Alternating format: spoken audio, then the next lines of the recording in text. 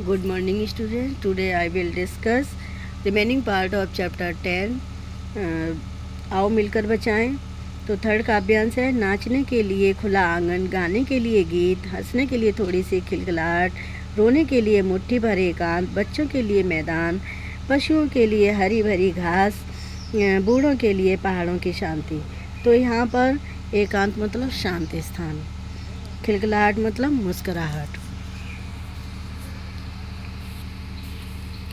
तो यहाँ पर कवित्री हैं चाहती हैं कि मानव जाति को इस विनाश को रोकने के हर संभव प्रयास करने चाहिए, तभी बच्चे बूढ़े पशु पक्षी सभी को शांति और संतुष्टि मिल पाएगी।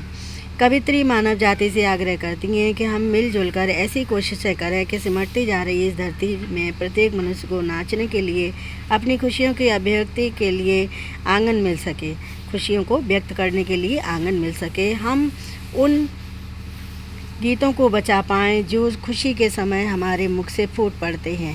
हमारी कोशिशों से भी सभी के चेहरों पर थोड़ी सी हंसी, थोड़ी सी मुस्कान लौट आए। हमारा प्रयास होना चाहिए कि आज की भाग दौड़ की ज़िंदगी में मानव को ऐसे एकांत के थोड़े से पल भी मिलें जिसमें वह अपने कार्यों का लेखा जोखा कर सके, अपने गलत कार्यों के लिए आंसू बहा सके और उन्हें सुधारने का संकल्प ले सके। चलो मिलजुल कर प्रयास करें कि हमारे बच्चों को खेलने के लिए मैदान, पशुओं के लिए हरी हरी घास नसीब हो, हमारे बुजुर्गों को प्रकृति के आसपास रहकर शांति की प्राप्ति भी हो सके, यानी वो शांति भी मिल सके उनको।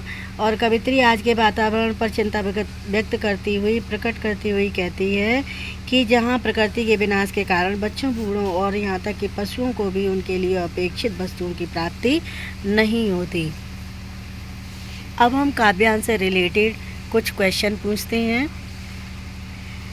क्वेश्चन ये है, हमारे प्रयासों से कवित्री मानव को क्या मिलने की बातें करती है।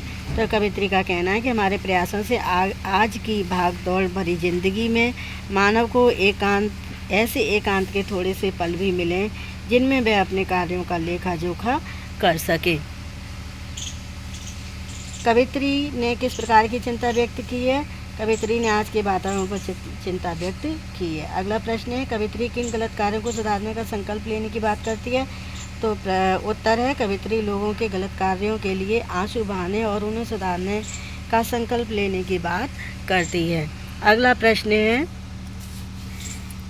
आदिवासी समाज की किन बुराइयों की ओर संकेत किया गया है। तो उत्तर है, आदिवासी समाज द्वारा तीर, धनुष, कुल्हाड़ी का प्रयोग, परंपरागत शिकार करना, लोगों का शिक्षित होना, जागरूकता की कमी आदि सब उनके उन्नति के मार्ग में रुकावटें जो बुराइयां भी कही जा सकती हैं। अब काव्य में निहित सौंदर्य अगर बताएं तो फर्स्ट पॉइंट में आप लिख सकते हैं, कवित्री प्रकृति के अस्तित्व और मानव की हंसी, शांति और खुशी के लिए मिलजुल कर कार्य करने का आग्रह कर रही है। दूसरे पॉइंट में शांत रस का परिपाक है, या हर पॉइंट में लिख सकते हैं, हर काव्यांश में लिख सकते हैं। अगला पॉइंट है, अनुप्रास और पुनरुक्ति प्रकाश का अलंकार है। कौन सा अलंकार है इसमें, अनुप्रास और पुनरुक्ति प्रकाश अलंकार का स्वाभाविक प्रयोग है। और नेक्स्ट पॉइंट लिखते हैं इसमें कि खड़ी बोली ने कवित्री के भावों को सफल अभिव्यक्ति दी है। अब लास्ट काव्यांश है इसमें, और इस अविश्वास भरे दौर में थोड़ा सा विश्वास, थोड़ी सी उम्मीद, थोड़े से सपने, आओ मिलकर बचाएं कि इस दौर में भी बचाने को बहुत कुछ बचा है। अब भी हमारे पास उम्मीद मतलब आशा, दौर मतलब जमाना।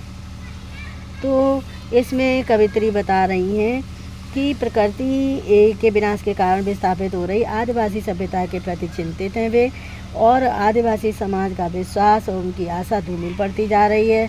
कवित्री मानव जाति से उनको बचाने का आग्रह कर रही हैं। तो इसमें थोड़ा सा एक्सप्लेन करते हैं। कवित्री का मानना है कि आज का ज़माना कुछ ऐसा बन गया है कि जिसमें प्रत्येक व्यक्ति दूसरे पर अविश्वास करने लगा है, तो बिल्कुल भी विश्वास नहीं करता। हर कोई संदेह के घेरे में घिरा दिखाई देता है। कोई भी विस्थापित हो रहे आदिवासी समाज की सहायता करने के लिए आगे नहीं आ रहा है।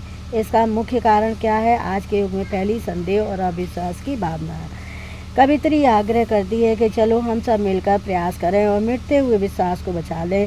धूमिल पड़ती आदिवासी समाज की आशा की किरण को फिर से थोड़ी आशा देकर जीवित करें, उनके थोड़े से सपने को बचाने की कोशिश करें।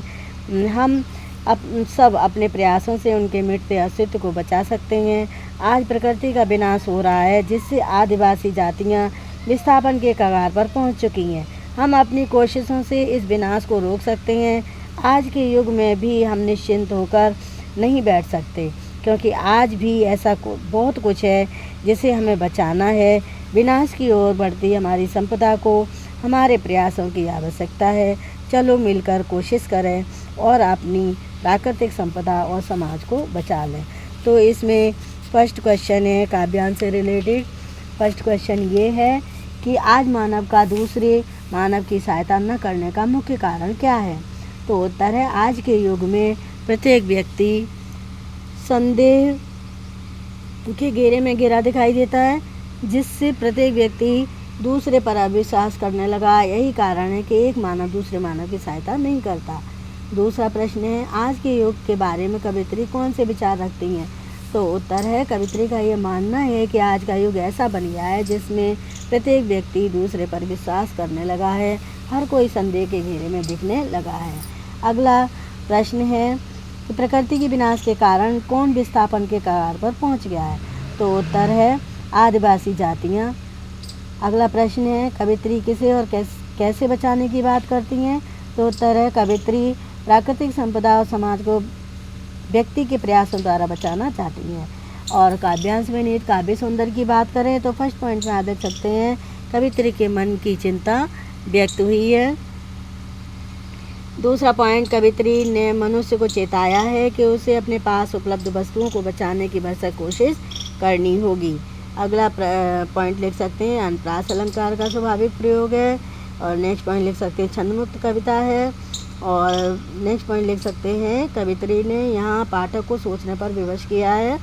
और नेक्स्ट पॉइंट लिख सकते हैं खड़ी बोली भावों की अभिव्यक्ति में सफल रही है, यानी अपने भावों को प्रकट करने में सफल रही है। तो ये चैप्टर फिनिश हो गया। अब ये कविता के साथ और कविता के आसपास के क्वेश्चन आंसर आपको लर्न और राइट करने हैं। Okay, thank you, bye bye.